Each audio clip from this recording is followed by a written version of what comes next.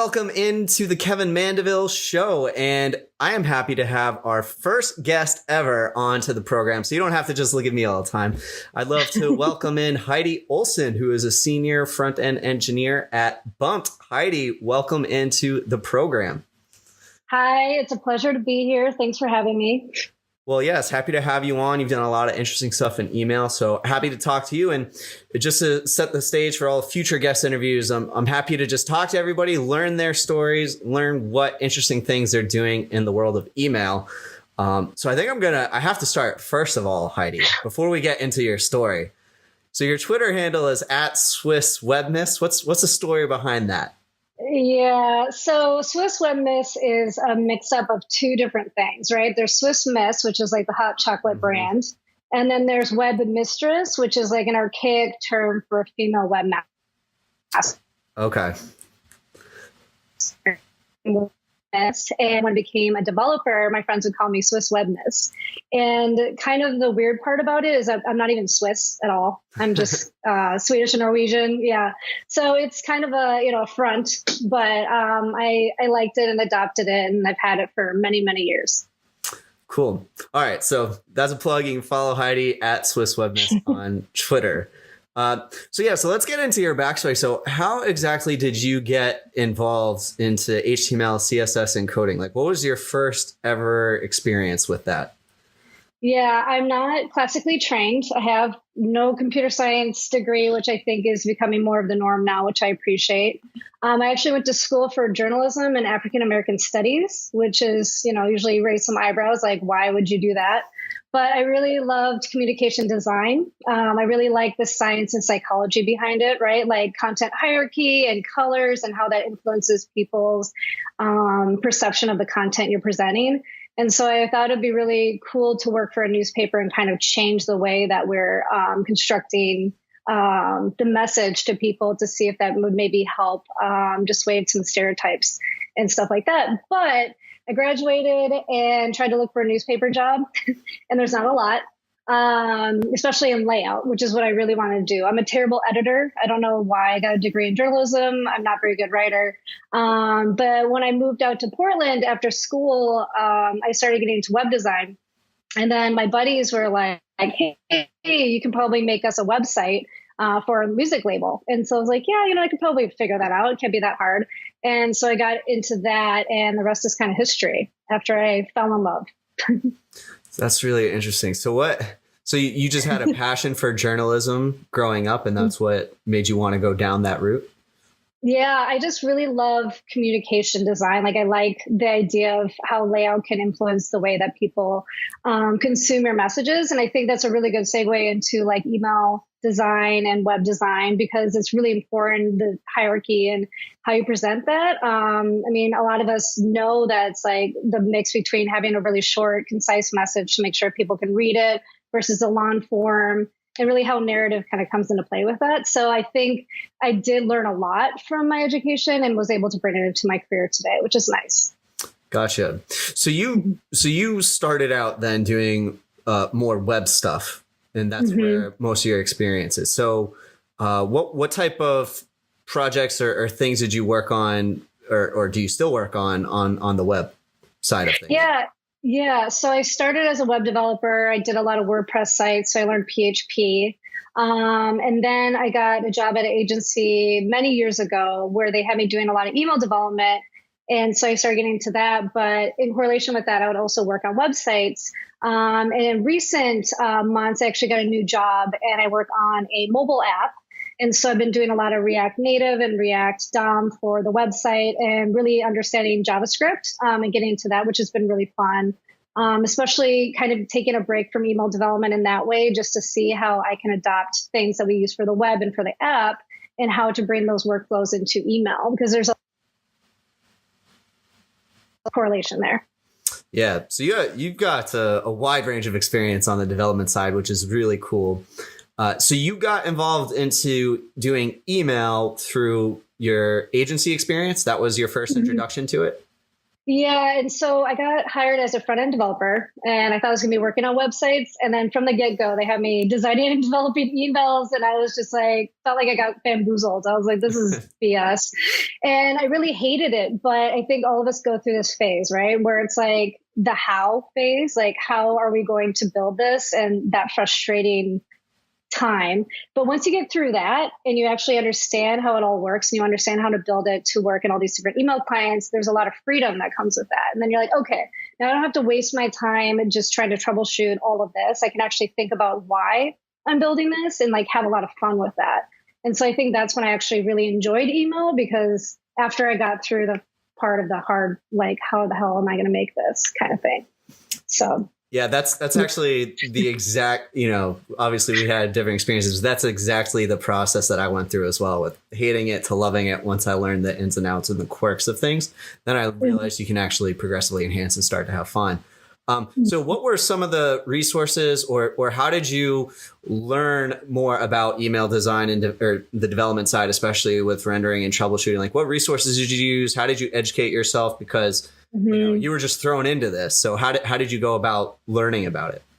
Yeah, Litmus was a really good resource. That community, I don't know how busy those community forums are anymore, but that was like, I was in there every day. Like, I was reading a lot and then also trying to help out when I could. And then my favorite two people, Camille and Maya from Table TRTD, do you remember them? Mm-hmm. They now have a freelance company called Kamaya, but they really showed me that you could have fun with email development and design. And so when I discovered them and was subscribing to the newsletter where they would send all these really fun, interactive like things where they're just like really playing and having fun with it, that showed me that you could really enjoy doing email design and development. And also, they never had like an ego about it, which I really like about the email geeks community. In web development in general, people can be a little pretentious and very opinionated about there's one way to do things or the right way to do things. And with email development, I find that people are more able to share and they want to help other people. And I think that it's a more inclusive community in that way. And so I think that really helped, especially early in my career, to feel comfortable pursuing it. So. Yeah, I do miss their weekly newsletter. I wish they would pick that up. I know. It was so much fun. The Table TRTD newsletter, which luckily though, there's still plenty of archives. People can go back. I'll link that in the show notes so that people can see it. So I'd love to talk about getting into your actual workflow now today for emails. Mm-hmm. So what editor do you use? What tools do you use? What does your whole workflow look like when it comes to designing, developing, and testing your HTML emails? Yeah, so I use Visual Studio Code now. I used to be a Sublime user, but VS Code is so amazing. I highly recommend it. Has a lot of really good plugins to help kind of make sure that you don't have any errors in your code. So that's my editor. The company I work for now uses Iterable as their ESP. And so I'm learning a lot more about that. And since I don't work agency side anymore, I'm not as concerned about creating like templates that are editable. I can actually just focus on like the output, which is giving me a lot more freedom, right? When you have to make things editable, you take some compromises with design. And so being able to send a lot of the content even through like an API instead of actually using the editor is just like really freeing and really fun to work in that space. As far as like the build, I've played around with a lot of different frameworks like MJML and HEML. I don't know if people say like HEML or what, you know what I'm talking about. Yeah. Yep. And those are both have a lot of pros, but there is a little bit of limitations. I've made some custom components to help me with certain design patterns that I needed. But I kind of took from like what they were doing, and I'm now researching and getting into using React to actually build a lot of components.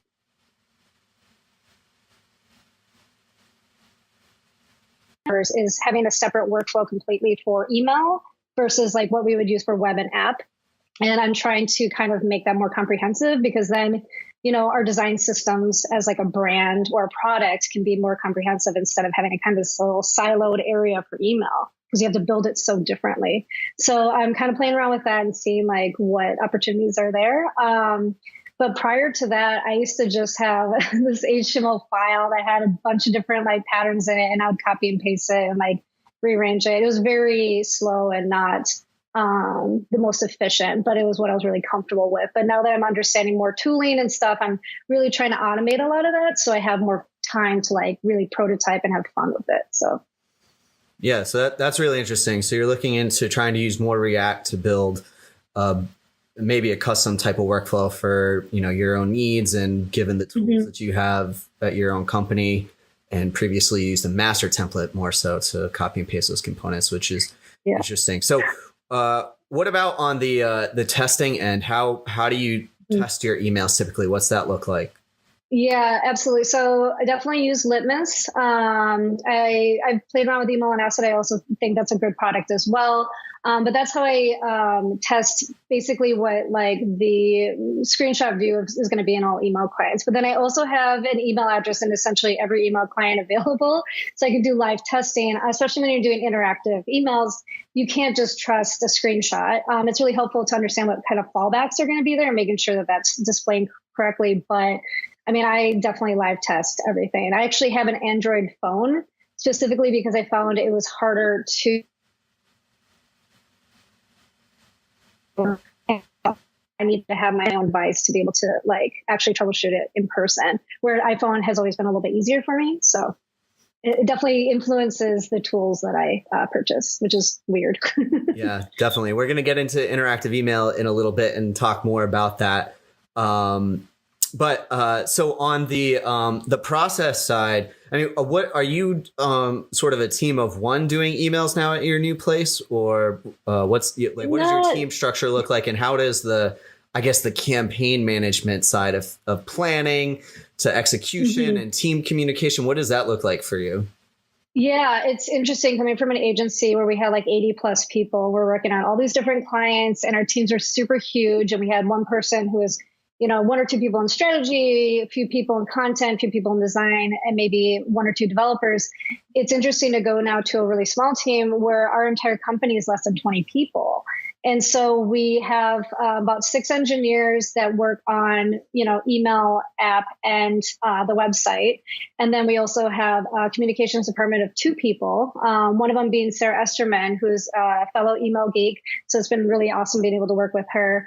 And then other departments that kind of focus on other things. And so our teams are really small, but I find that our productivity can be a lot more because we don't have a lot of this like, face-to-face with clients and stuff. We get to own everything ourselves, which is kind of helps us like be able to create things a lot faster, which is nice. And so we're in pre general release right now. And so we're kind of in like the really fun planning stages of like, what can our campaigns look like? Like, what do our customers want to, be receiving about our app? And so we've been doing a lot of like planning for that. And so the actual execution of the emails are going to be coming up as soon as we release the app to everybody. So it's really fun to be able to start from scratch. Like I rarely had that experience. So it's a lot of fun. Yeah. So I have never had any agency background. I've done freelancing, but I've never done anything on the agency side. And I think freelancing has scared me away from ever doing that, just because all my experience has been working for brands mostly, and it's nice to just sort of have that control. I always have the you always daydream about, it'd be so awesome to build or design emails for this brand or that brand, or do something cool for this campaign, that campaign.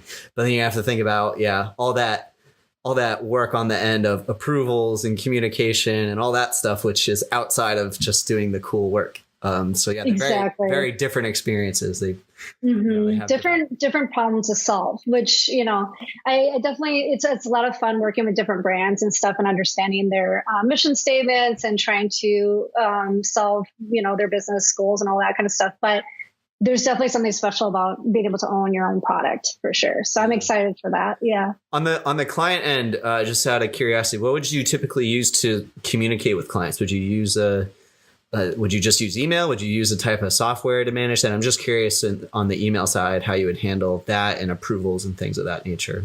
Yeah, we had a lot of meetings. We had a lot of meetings internally where we would go through kind of like almost a waterfall process, even though we thought of ourselves as agile in the sense of like how we would take on work. But, go through strategy, and then you pitch it to the clients in a presentation, and then you go through content, and then you either present it to the client or you have them approve it over email. Design, usually we present it because you want to explain the why behind it. And then, getting approval. And then development, where we would then send tests to them. And to make sure, that they, click through and make sure everything works. And then we would get approval to then deploy. I mean, it's a very long process.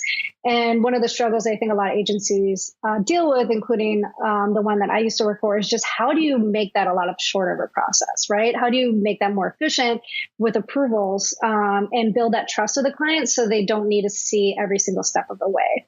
Because it makes it harder for you to respond to things really efficiently. Like, let's say something happens and you want to send out an email like in 2 days. Like, how do you do that when you have all these steps along the way that you need the client to approve, right? And I think that sometimes gets in the way of really creating a good campaign for your customers when you can't be timely like that. And so I think that's something that a lot of agencies are challenged with, where when you're working on brand side or product side, you can really respond to things extremely fast, which is nice.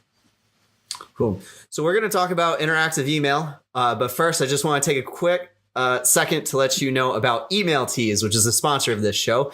It's my own personal passion project happening right now at emailteas.com. And you can follow on Twitter and Instagram at emailteas. And so right now we just came out with the Jolly collection, which is holiday inspired email design. So we've got a whole bunch of fun designs, things like Santa isn't GDPR compliance, Merry Campaigns, you filthy email geek. And Heidi, I know one that you really liked was the Nightmare I'm getting it. Cyber Monday. So a little Nightmare Before Christmas inspiration. And this brings up the age-old debate. Is the Nightmare Before Christmas a Halloween or a Christmas movie? Because I had to wrestle with this. Should I include it in the Halloween collection or the Christmas, the holiday collection? I wrestled with that. So what is your verdict on that question? Yeah. It's fun. When I saw that, I talked about it. I was like, yeah, what is it? Is it Christmas or Halloween? And I feel like it's a Christmas movie. And the reason for that, I was actually talking to my partner about what constitutes a Christmas movie. And so you think about Die Hard, right? Everybody thinks it's a Christmas movie, but I argue that it's not a Christmas movie. It just happens during Christmas, because a true Christmas or holiday movie needs to capture the spirit, right? Someone lost their way and you're trying to bring them back into being excited about the spirit of the holidays. And Nightmare Before Christmas definitely does that. So that's why I think it's a Christmas movie. What about you? I agree. I actually think it's a Christmas movie. Obviously, it's both, and it is centered around Halloween. Yeah. And by the way, the director of the movie actually said it's a Halloween movie. But I think it's a Christmas movie because when I thought about it, it comes down to this. I don't watch it during Halloween. I watch it after Halloween. So it's like the perfect segue to watch exactly right after Halloween, maybe even before you get into the full throw of the holidays. But that's the thing is I'll never watch it. I'll be watching Stranger Things and Hocus Pocus and all those Halloween movies. Yes. But I never, at least for me, maybe other people are different, but to me, it's always like that post Halloween. So that's my verdict on it. I like it. Yep. So that was talking Nightmare Before Christmas for you. So yeah, just hit up emailteas.com. You can get it. And yeah, just rock your inner email geek this holiday season. All right. So let's get into interactive email, which I think is probably the most fun part to talk about today with you. So interactive email. So you've done a bunch of really cool interactive emails. How did you first learn about interactive email, and how did you know that was a thing? Because that's like a whole separate thing just from, regular email design. Yeah, the first interactive email I've ever seen, and I have a vivid memory of this, is a B&Q interactive carousel email. Do you know what I'm talking about? Mm-hmm. Yeah. I actually have it here. So let me see if I can show you. Let me know if this works. Yeah, the B&Q interactive carousel email was the first interactive email I ever saw. And I was just blown away. I was like, oh, you can do that in email? Like, that's awesome. And I remember getting the code for it and poring over it and just editing it, being like, okay, I'll move the navigation to the right or the left or top or bottom, just really understanding how the code worked. And it got really, into that and being like, oh, I can actually really start playing in this space and seeing what other kind of stuff I can do. Shortly after, found out about Mark Robbins and the punch card coding technique and really getting into that. For those of you who don't know, it's a way that you can create tabs in email and many other things, but it's it's basically using checkboxes and radio buttons to kind of show different states. And that just really opened up the doors to a lot of different opportunities. I already talked about Table TRTD. Their experiments were really influential, as well as Fresh Inbox. Justin Koo, he has amazing resources about interactive email, and he's one of those people that really likes to share the code and really encourage people to play around with it and kind of like expand on it and kind of see what other kind of stuff they can do. So it's a really good community once you kind of open your eyes to like what's possible. There's so many different resources, and I was always really grateful for that, which anytime I was able to figure something out, I just wanted to share and be like, here's the code, like figure out how to do something cool with this, you know? So, yeah. So, was that B&Q your favorite? That was your first. Was it your favorite interactive email, or did you have something else that was like your most favorite one that you've seen to date? Yeah. Okay. So there's two different groups. The play and experimental ones that maybe will never be used for a client. So Kristian Robinson did the Sonic the Hedgehog game. Do you remember that? Yeah. Oh, God, so cool. And so I thought that was just mind blowing. Like the techniques he used and just the amount of work and dedication he put in that just to have something fun that he was going to share with the community. Like he even says, like, this wasn't for a client. This is really just to see what's possible. And I really appreciated that dedication to it. And I thought that was really fun. The other side of the coin is like what really serves the user, right? Like how can you use interactive email to really actually help with your goals? And I think the best use of that has been like add to cart emails. So Nest did one that was pretty popular. Yeah. You've done that with Litmus, which is really cool. And so I really appreciate that, where you can actually have an experience like a shopping cart in the email. And so it's helping the user get that closer to that conversion and really helping them have fun with it versus like having them click out to like a page where then they have to kind of go through all the work maybe again. So I think that that is a really useful way to do it. I love how you distill that down into the two different types that can be helpful. One, you're trying to build engagement and craft a really engaging experience for a user that helps connect you to the brand more itself, to the sender itself. So that can be a fun thing that just creates a deeper connection. Or there's a utility of you're saving users all this time or extra friction. You're reducing that. So I love how you put that down. That's how I view it the same way. But the way you put that was really awesome. So yeah, don't just do interactive email for interactive email's sake. Make sure there's a purpose behind it, right? Yeah, absolutely. So what are some of the interactive emails? Let's get into some ones that you've built. Like what are some of the favorite ones that you've done? Yeah, I think I've been really fortunate. At the agency I worked for, Eroy, one of our clients was Taco Bell, and Taco Bell is a really fun brand. And this really good crew over there who really trusted us to kind of play with email and kind of extend it past what you normally would expect.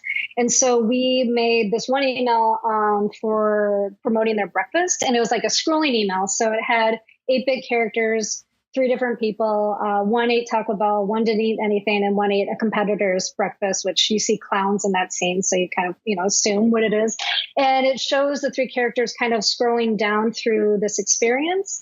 And what I really loved about that email is that we use a lot of data to support the type of messaging we were doing, and like the illustrations and the story and everything was built off of like what people were responding to. So there was a little bit of meat behind it. But I also really loved the actual process of creating it. I had a really great team that I worked with, really creative, fun people, and very supportive. I created a prototype early on to see if something like that could work. And then once we actually put the design to it and started building it, I mean, there's a lot of troubleshooting that happened. And there's times where I was like, I don't know, maybe this won't work. Like maybe we might have to abandon ship. And people were very supportive. They're like, obviously we want this to work, but we know that you're trying your hardest. And of course, that just made me have to do it and have to figure it out. So after a lot of troubleshooting, I was able to get it to work, and it was just really gratifying to, see something come to life that I haven't seen before in email. So that was really fun. We've done a lot with CSS animations, which I really like. CSS animations are really fun in email because they have really graceful fallbacks. They're really just an enhancement, right? And I think that's really fun because they're not heavy like GIFs. They can really add something, but they're not overpowering. They're really great for like CTAs to have like a hover state, so it lets people know that something's clickable, and it can just really bring a lot of fun to it. So we've done a lot of CSS animations, even like revealing messages through that. I've done before. So I think that's a really fun area to kind of explore the different things you can do with. Yeah, I really like the Taco Bell scrolling one. It was very innovative for its time. Nobody had really been doing sort of fixed positioning before. And it's also a unique time because that's no longer supported in the iOS. Just got in there. So you were able to do it before anybody had really done it. And you were kind of the last one to be able to do it because unfortunately position fix support was removed randomly. I don't know why. I feel like a lot of times when something is removed, it's because there's a security issue. And so who knows like what kind of like malicious things people were doing fixed positioning. Maybe they were trying to like front like they're a different kind of brand or something. I just like to believe that there's like good intentions behind it so I don't get so mad. But yeah, it's hard. Yeah, I think it's weird for iOS mail just because like they have just an area that they can plug the frame into. It's not like it's a webmail. Webmails, I understand, they have a much harder job to do, right? And there's a lot more considerations like that. But this is something like the mail app, especially when it supported it for so long. And it was, but yeah, I mean, that's the thing is spammers ruin it for us. It's like we don't even know, like they're doing all the same stuff we have, but they're hanging out in some other dark web community that we don't hang out in, right? Do you think they're having a podcast right now about their fun things that they do with email? Maybe, I don't know. We just can't see it because it's on the dark web and it's not visible to us. So probably, So when it comes to testing interactive email, I mean, obviously rendering services like Litmus and Email on Acid are great for the static side of things and generating the screenshots, but interactive email, it doesn't help with that because you need to be able to test out all of the click events and the interactivity that you have. So what did you have any sort of system or process set up for that? Or was it all just very manual and time consuming? Like what did you come up with and what was the learning process like for you in that? Yeah, I learned that different versions of iOS will render things differently. I learned that even different phone versions, like iPhone 4 versus iPhone 5 would render things differently, especially with that fixed position email. Like I would get it to work in one, and then I'd send a test to another coworker, and they're like, "Ooh, no, it's not working." I'm just like, how? It was just mind-boggling. And so essentially at the end of that process, I had like 7 phones that I was just like going through and just testing. And what we did at eRoy is we actually have a spreadsheet of all different devices that people have. And so once you get a job there, you have to put in like, oh, I have an Android, this OS version, this kind of email apps that I have on the phone. So if we need to test something, we know exactly who to talk to. I know like some places have like a device library, which I think is a really good idea, just to be able to check out like specific use cases. I wish there was something more efficient, but for me and my sanity, like I need to be able to check it myself in real life. And so maybe there's some tools that help kind of render things as it should be online, but I feel like there's nothing better than actually testing on the live device. Yeah, I agree. I'm still figuring that out, but as I'm doing more interactive stuff, I've had to buy a few test devices just to cover some of the core bases. So one of the big topics on interactive email this year, and we talked about this on a panel together at Litmus Live in San Francisco, is Gmail and their announcement of AMP for email. So for those of you who don't know, Gmail announced AMP for email, and they're going to support AMP inside of Gmail. So if you send your email with the separate MIME type that's supported with AMP, you can use AMP to create interactive components as a part of the email. And this is supposedly coming out Q1 of 2019 now. They've tested it with a few brands like Pinterest, Doodle, and Booking.com. So I'm curious to just talk to you more about this and get your thoughts. What are your thoughts overall on AMP for email? Is it a good idea, a bad idea? What are your thoughts? Yeah, it's hard. I haven't been able to play with it yet. So that's one of I'm trying not to judge it 100%. But my initial thoughts are the way that it's constructed is so much different than like the code is so much different than like a normal HTML email that you really truly have to kind of almost create a separate experience. And I don't enjoy that. I think that the use case to be able to spend that extra time to do so can really take away from the experience itself because, the time you'd spend to maybe concept and strategize and design this one campaign, you now are having to make considerations to build for all these different types. And I feel like that's going to start limiting the kind of things we start to see. If people are going to start to water down a lot of their experiences just to make it more efficient to build. And that I really don't like that. And I think especially now starting to kind of get into more of like, web components and app components and stuff too. Like I like to streamline my workflow. And so if there's not a way for me to automate the build of an AMP email as well as a standard HTML message type, like it's going to be really hard for me to adopt unless I see that I have a huge percentage of market share that's in Gmail, and I feel like there's a really good. I think I would for most campaigns, personally. You would even would you even attempt to try to include this? Obviously, you're going to play around with it just because we're interested in it. But do you think, like out of the box, this is something that you would absolutely want to do, or are you thinking I might just skip it altogether because it's going to take this extra time? Yeah, it's hard. I think I would have to look at the market share of our subscribers. We're still really early on. So once we launch and really start to understand the full landscape of who our subscribers are, and I see that there's a huge majority of them that are in Gmail, maybe it would make sense for us to start to include maybe testing a component or two that's using AMP, even though it's a little bit hard because we have to send a separate message type, but you understand what I mean. Yep. Maybe setting like half of our Gmail users, regular HTML and half the AMP, just to see if people are really engaging with it and then seeing if people actually really appreciate that. If we're seeing a lot of success and it's really something that people are enjoying, then, of course, I'm going to have to start to understand how to build it into my workflow really efficiently. But I mean, if I'm not seeing a lot of traction with it, then I'm just going to leave it and the watch message type, I never really did anything with either. You remember that? And so I think it's kind of the same case. It's like, if people aren't really consuming it in a successful way, like I don't think it's worth us taking a lot of time just because we can, Yeah, that's really interesting, though. I haven't really heard many people talk about A/B testing it. That's probably a good idea. And so, yeah, A/B testing, sending half it with the AMP message, half without, see what the engagement's like. I gave a presentation several years ago, and this hasn't really taken off yet. And I think a part of it is because companies don't invest in email teams. But I think that concept of doing dynamic email design for each email client, I'm surprised there hasn't been more A/B testing. So I know there's A/B testing for just generic design across all clients, but I've always been fascinated. Why hasn't there been a company with the resources to have a great team and you can literally A/B test different designs within the different email clients? Because you can target all these different clients, right? So you could A/B test a design in Outlook, Gmail, and Apple Mail, desktop, and then iOS Mail, mobile. And it's all one email, but you're just getting even more segmentation from that. I'm surprised nobody's ever done that before.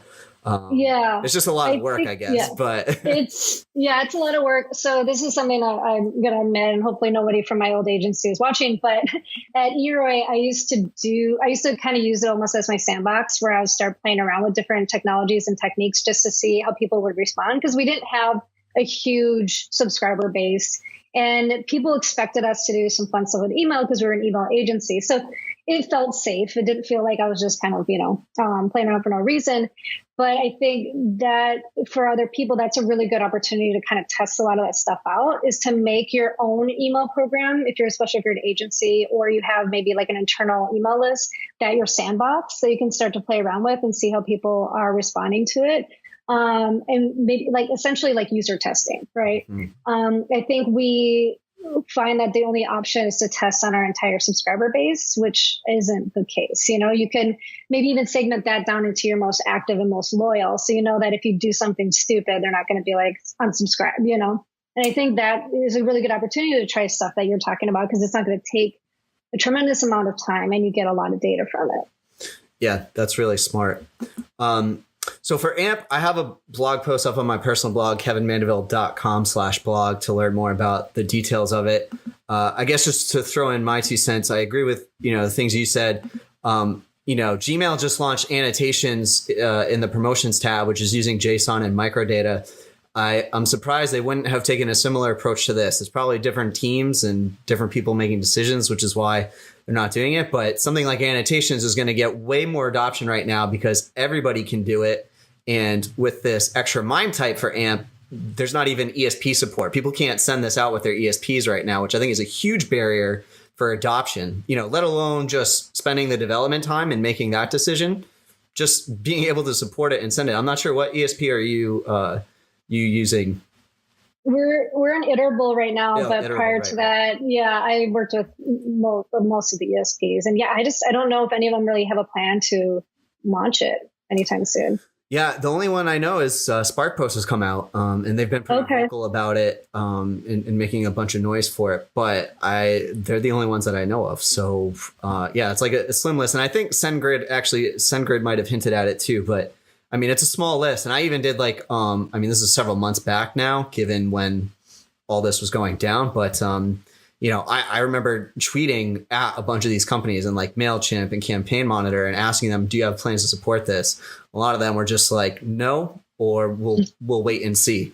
So I think it was a huge error on Gmail's part I think it would have been stronger if they were like, and we have MailChimp and Campaign Monitor, or we've partnered with these ESPs as part of the launch. That would have been much more of a powerful and serious launch, because then you'd at least have the capability of it. Because Gmail, they're at about 30% of the market share, right? They have enough to maybe change behavior across the email industry in that regard. But the fact that they're just creating all these barriers, extra development time, no ESP support to send it out. It seems like a very weird approach to me. It's like they didn't really engage the email community as to how they'd like to go about doing this. Yeah, that's so strange that email clients, for the most part, have done that, where they really don't engage with the Emailgate community. They're kind of in their own little world, which is very interesting because we are their people. Yeah. Well, it's weird because the annotations feature, I know for a fact that team was actually very active with beta testing and getting feedback from email marketers. But obviously a company like Google and Gmail, it's so huge and there's so many people working on it. They're all got different things going on. But it's weird how it's fragmented like that. So if you had to make a prediction, do you think AMP will take off at all? I mean, obviously, I think everybody's going to have their own individual decisions to make, right? Like you said, based on their audience and whatnot. But do you think, if you had to place a bet right now, next year, would you think that you're going to see a big adoption of it? Say ESPs supported it. Do you think this is something people would invest in? Not long term. No, I think a lot of people are going to play around with it because they're going to be curious. I know that's my personal thing too, but I think it'll be kind of like Google Plus. Like people they'll sign up for it, learn about it, maybe try it out, and then they're going to quickly go back to their old habits because it's a lot easier. You know what I mean? I think that barrier to entry is going to be the amount of work. And so it'll be for special cases. They'll make some kind of AMP emails maybe. But I think long term, no, I don't think it's going to take off. I concur. So that's AMP. So this brings up a good question talking about Gmail, because obviously, and Gmail is interesting because it used to support interactivity in email, and now it doesn't. So which email client do you actually hate more? Do you hate Outlook, obviously, given its word rendering agent, or do you hate Gmail because it's constantly changing and it's kind of a pain when we're doing all this progressive enhancement because it's an in-between state? Which one do you hate more? Oh, Gmail, 100%. I don't. Outlook, I know what beast I'm dealing with. You know what I mean? I know the quirks. I know how it's frustrating, but I'm okay with it, and I know how to build for it. But Gmail changes all the time. Oof. And it's funny because I use Gmail as my main client for web and for my mobile device. Oops. And so it's funny that it's my least favorite, but I use it all the time. But maybe that's because I need to get closer to my enemies, just to understand them better. Yeah, keep your email client enemies closer. I am totally the same mindset of you when it comes to that stuff. I hate Gmail more because of all its unpredictability and it's in between. And plus, I think the one thing for me, at least for me, and I think this is the biggest thing that's glossed over. Obviously, one of the biggest changes in the industry was when Gmail started supporting media queries and had support for responsive design. But the lack of display none support for years was just the worst. I mean, that made progressive enhancement so much harder. So people gloss over that fact. I mean, that to me, having display none support was a bigger deal than media queries because we had already figured out how to do responsiveness without media queries, right? We had already figured out how to hack that. So that's a fun thing. All right. So I'd love to end this show asking you, what are some of your favorite email newsletters, or what is your favorite email newsletter that you subscribe to? What brands do you love, or what, content newsletters do you just love and you'd like to recommend for people to check out? Yeah, it's really tough. So something that was kind of fun is switching jobs is that I started with a fresh inbox with no subscriptions, because at my old job, I subscribed to every single email possible. If you had an email newsletter, I would subscribe to it. And I had thousands a day. It was insane, but it was good because it was research and I needed that. But when I started out fresh, now I'm curating.